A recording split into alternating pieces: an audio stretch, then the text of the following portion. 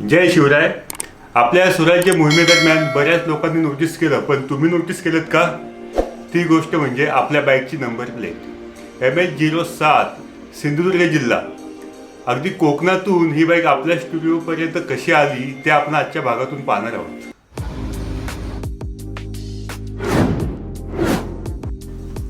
नमस्कार, मी गणेश. स्वागत आहे आपलं पुन्हा एकदा आपल्या माइल्स ऑन कॅनव्हास या चॅनलमध्ये.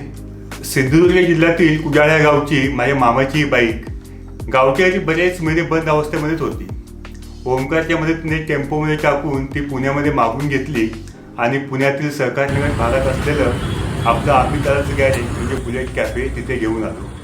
आपल्या या मोहिमेचा उद्देश एकच होता, आपल्याला या बाईकवरून आपल्या शिवरायांचं स्वराज्य हे व्यवस्थितपणे अनुभवता आलं पाहिजे आणि ते आपल्यापर्यंत आपल्या कलेच्या माध्यमातून पोचवता आलं पाहिजे. त्यामुळे बाईक टेक्निकल व्यवस्थित असणं खूप गरजेचं होतं आणि त्या हेतूनेच बाईकचं काम चालू केलं. सुरुवातीला बाईकचे खराब झालेले सर्व पार्ट्स काढून टाकले, कारण ते आपल्याला नवीन बसवायचे होते. आणि त्यानंतर बाईकच्या आणि बाईकच्या इंजिनची कंडिशन चेक केली.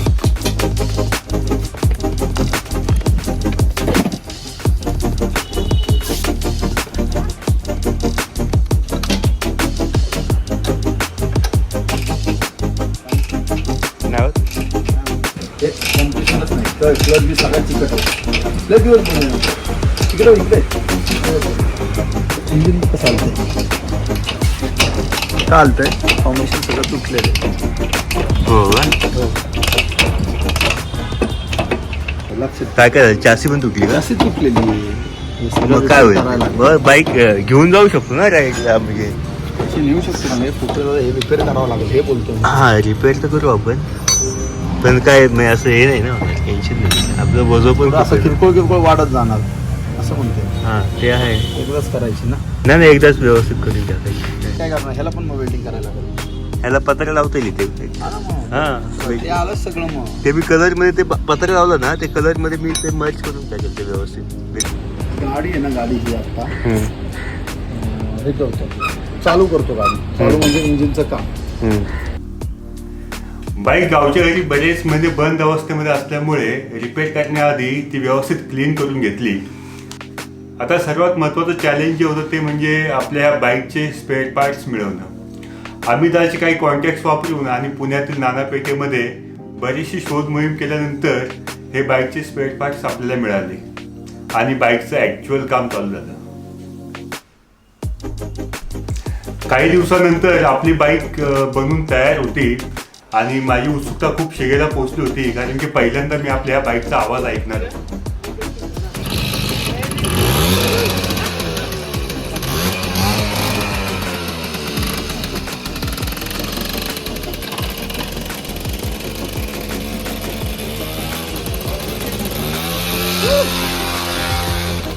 तर अशा प्रकारे अमितने राहिलेल्या सर्व गोष्टी असेंबल करून आपली बाईक तयार केली. आता बाईक टेक्निकली आपली चालू झाली होती, ती घेऊन मी आपल्या स्टुडिओपर्यंत घेऊन आलो. बुलेट कॅफे ते स्टुडिओ हे अंतर साधारण 35 ते 40 किलोमीटर आहे आणि आयुष्यात पहिल्यांदा MH चालवताना खूप मजा आली. त्यामुळे आपल्या या स्वराज्य मोहिमेची उत्सुकता आणखीच वाढली. तर आत्तापर्यंत आपल्या बाईकचं फक्त मेन काम झालं होतं, पण किरकोळ काम असं बरंचसं बाकी होतं आणि बुलेट कॅफे ते आपलं स्टुडिओ अंतर हे खूप असल्यामुळे प्रत्येक वेळेला तिथे जाणं शक्य नव्हतं. त्यामुळे मी एक गोष्ट केली, आपल्याच एरियामध्ये कोणी मेकॅनिक मिळतंय की नाही ते पाहण्यास चालू केलं. आणि ही शोध मोहीम सुरू असताना मला एक चांगला कॉन्टॅक्ट भेटला आणि त्या व्यक्तीचं नाव म्हणजे मामू. मामू ही व्यक्ती एका खूप महत्त्वाची आहे आपल्या स्वराज्य मोहिमेमध्ये. मामूंच्या माध्यमातून आपण आपल्या बाईकची किरकोळ कामं जी बाकी होती ती सर्व करून घेतली आणि नंतर आपला मित्र निलेश ह्याच्या मदतीने बाईक आपल्या स्टुडिओमध्ये घेऊन आलो. तर अशा प्रकारे कोकणात बंद अवस्थेमध्ये असलेली आपली MH चालू अवस्थेमध्ये आपल्या स्टुडिओमध्ये येऊन पोहोचली. आता नेक्स्ट स्टेप जी आहे ती खूप महत्त्वाची आहे, ती म्हणजे आपल्या ह्या MH आपल्याला कॅनव्हासमध्ये रूपांतर करायचं. तर आपण आपल्या ह्या MH कॅनव्हासमध्ये कसं रूपांतर केलं ते डिटेलमध्ये पाहणार आहोत पुढील भागामध्ये. तोपर्यंत जय शिवराय. जिंदगी तो ऐसी ही चलती रहेगी.